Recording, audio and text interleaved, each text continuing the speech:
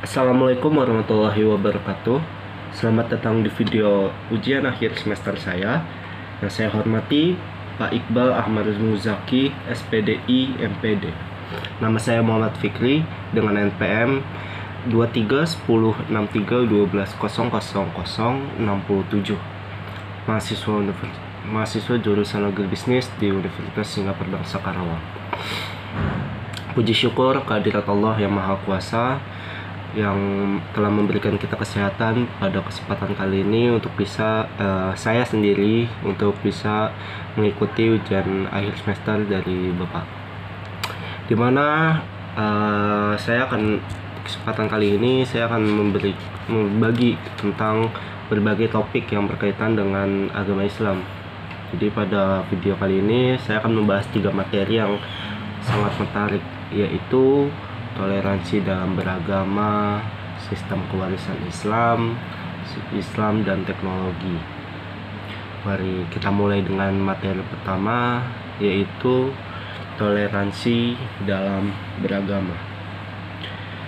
Toleransi dalam beragama adalah sikap saling menghormati dan menghargai antara penganut agama yang berbeda.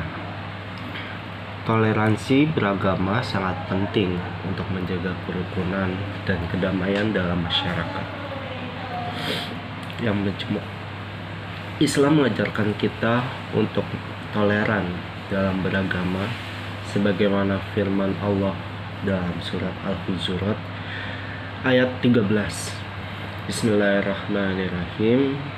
Ya ayyuhan nasu inna khalaqnakum min dzakarin wa unta wa ja'alnakum syuban wa qabaila li ta'afrahu inna akramakum indal alaihi atqakum inna allaha alimun khabirun, yang artinya, hai manusia, sesungguhnya kami menciptakan kamu dari seseorang laki-laki dan seorang perempuan, dan menjadikan kamu berbangsa-bangsa dan bersuku-suku, supaya kamu saling kenal mengenal. Sesungguhnya yang paling mulia di antara kamu di sisi Allah ialah orang yang paling bertakwa di antara kamu. Sesungguhnya Allah Maha Mengetahui lagi Maha Mengenal. Ayat ini menunjukkan bahwa perbedaan suku, bangsa, dan agama adalah hal yang wajar dan bukan alasan untuk saling bermusuhan. Yang menjadi ukuran keutamaan di sisi Allah adalah tingkat ketakwaan seseorang, bukan faktor-faktor lain yang bersifat lahiriah. Oleh karena itu, kita harus saling mengenal dan menghargai perbedaan yang ada tanpa merendahkan atau memaksakan kehendak orang lain. Islam juga memberikan contoh nyata dalam toleransi beragama dalam sejarahnya. Salah satu contohnya adalah perjanjian antara Nabi Muhammad SAW dengan penduduk Madinah yang terdiri dari kaum Muslim, Yahudi, dan Nasrani. Perjanjian ini disebut Piagam Madinah, yang merupakan salah satu dokumen tertulis pertama tentang hak asasi manusia. Dalam piagam ini disebutkan beberapa poin penting, antara lain kaum Muslim, Yahudi, dan Nasrani adalah satu komunitas yang saling tolong-menolong dan saling melindungi. Yang kedua, setiap kelompok memiliki kebebasan beragama dan beribadah sesuai dengan keyakinannya. Setiap kelompok memiliki kewajiban untuk membayar zakat dan pajak sesuai dengan kemampuannya. Setiap kelompok memiliki hak untuk mendapatkan perlindungan dan keadilan dari pemerintah. Setiap kelompok memiliki kewajiban untuk menjaga keamanan dan ketertiban di Madinah. Setiap kelompok memiliki hak untuk berperang atau berdamai dengan pihak luar sesuai dengan kesepakatan bersama. Piagam Madinah ini menunjukkan bahwa Islam menghormati keberagaman dan menghendaki kerjasama antar umat beragama. Islam tidak menginginkan permusuhan atau diskriminasi atas dasar agama. Islam mengajak kita untuk hidup rukun dan harmonis dengan sesama manusia, tanpa mengabaikan prinsip-prinsip kebenaran dan keadilan. Materi kedua yang akan kita bahas adalah tentang sistem kewarisan Islam. Sistem kewarisan Islam adalah aturan-aturan yang mengatur tentang pembagian harta peninggalan seseorang yang meninggal dunia kepada ahli warisnya. Sistem kewarisan Islam didasarkan pada firman Allah dalam surat An-Nisa ayat 7, 11, 12, dan 176. Ayat-ayat ini menjelaskan secara rinci tentang apa saja yang berhak menerima warisan, berapa besar bagian masing-masing, dan bagaimana cara menghitungnya.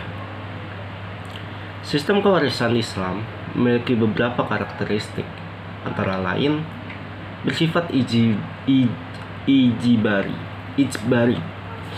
yaitu peralihan harta dari pewaris kepada ahli waris berlaku dengan sendirinya tanpa tergantung pada kehendak pewaris atau ahli waris. Ahli waris tidak boleh menolak warisan kecuali jika ada alasan syar'i. Pewaris juga tidak boleh mengubah atau menghapus hak ahli waris kecuali dengan wasiat yang tidak melebihi sepertiga harta. Bersifat individual, setiap ahli waris memiliki hak milik pribadi atas bagian warisannya. Setiap ahli waris, setiap ahli waris memiliki ahli waris tidak terikat dengan ahli waris lainnya dalam mengurus atau memanfaatkan harta warisan. Ahli waris juga bebas untuk menjual, menyumbangkan, atau menghibahkan harta warisannya kepada siapa saja yang dikehendaki. Bersifat bilateral, yaitu ahli waris dapat mewarisi dari garis keturunan atau kerabat dari pihak ayah maupun ibu. Demikian pula pewaris dapat mewariskan kepada anak-anak atau kerabat dari pihak ayah maupun ibu. Hal ini menunjukkan bahwa Islam mengakui hak waris bagi laki-laki dan perempuan tanpa membedakan status atau derajat mereka. Bersifat adil dan berimbang, yaitu pembagian warisan dilakukan sesuai dengan ketentuan Allah yang telah mempertimbangkan berbagai faktor seperti kedekatan hubungan, tanggung jawab, dan kewajiban. Secara umum, laki-laki mendapatkan bagian 2 kali lipat dari perempuan karena laki-laki memiliki kewajiban untuk menafkahi keluarga, sedangkan perempuan tidak.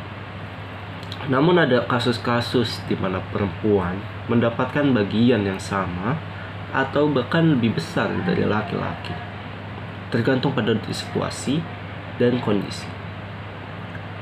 Sistem kewarisan Islam memiliki tujuan yang mulia, antara lain menjaga hak dan mempertimbangkan ahli waris agar tidak ada yang dirugikan atau dizolimi, menjaga hubungan silaturahim dan kerukunan antara ahli waris agar tidak ada yang bermusuhan atau berselisih, menjaga kesejahteraan dan kestabilan ekonomi masyarakat agar tidak ada yang miskin atau kaya berlebihan, menjaga ketakwaan dan ketaatan kepada Allah agar tidak ada yang lalai atau sombong.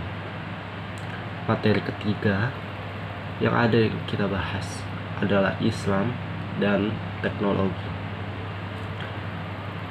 Teknologi adalah ilmu pengetahuan yang diterapkan dalam bentuk alat, mesin, sistem, atau proses yang dapat memudahkan atau memperbaiki kegiatan manusia. Teknologi berkembang seiring dengan kemajuan zaman dan kebutuhan manusia. Teknologi dapat berupa teknologi sederhana seperti roda, api, atau pisau, atau teknologi canggih seperti komputer, internet, atau pesawat terbang.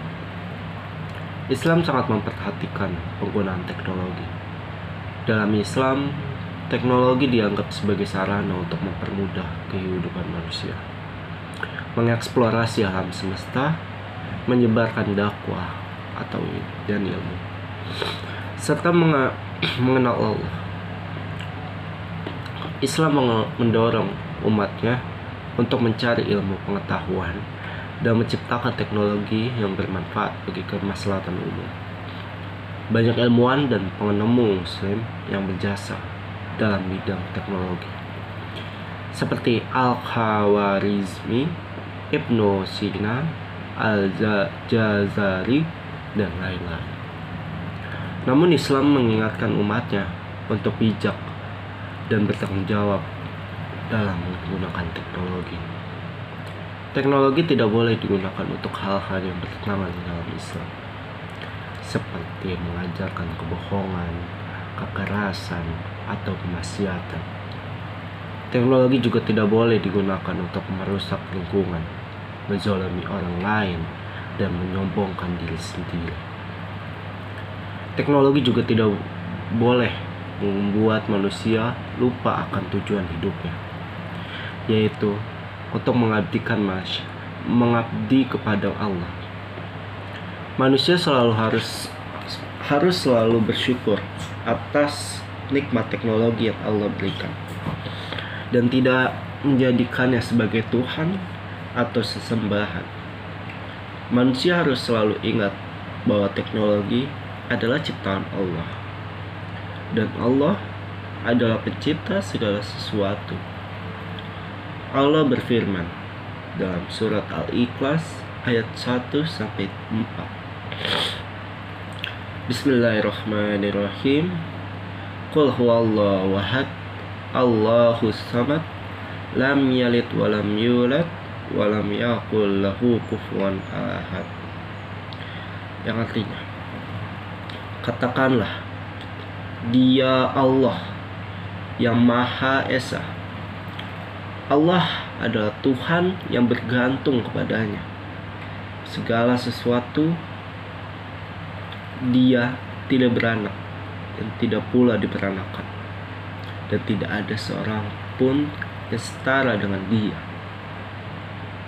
Ayat ini menegaskan bahwa Allah adalah satu-satunya Tuhan yang layak disembah, dan tidak ada sekutu baginya. Allah adalah Tuhan yang tidak membutuhkan apapun, sedangkan segala sesuatu membutuhkan Allah.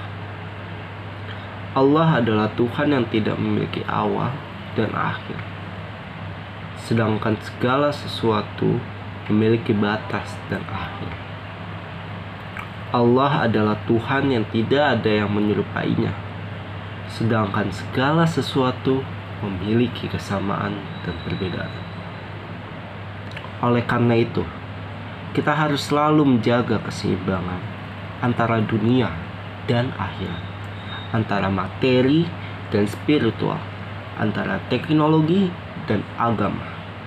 Kita harus menggunakan teknologi sebagai alat yang mendekatkan diri kepada Allah, bukan menjauhkan diri dari Allah. Kita harus menggunakan teknologi sebagai alat untuk menyebarluaskan kebaikan, bukan keburukan. Kita harus menggunakan teknologi sebagai alat untuk meningkatkan kualitas hidup, bukan menurunkan kualitas hidup. Demikianlah 3 materi yang telah saya sampaikan pada video ini, yaitu toleransi dalam beragama, sistem kewarisan Islam, dan teknologi. Semoga bermanfaat dan menambah wawasan kita semua. Jika ada kesalahan atau kekurangan, saya mohon maaf. Jika ada saran atau kritik, bisa dituliskan di kolom komentar. Jangan lupa untuk like, share, and subscribe channel saya. Terima kasih telah menonton. Wassalamualaikum warahmatullahi wabarakatuh.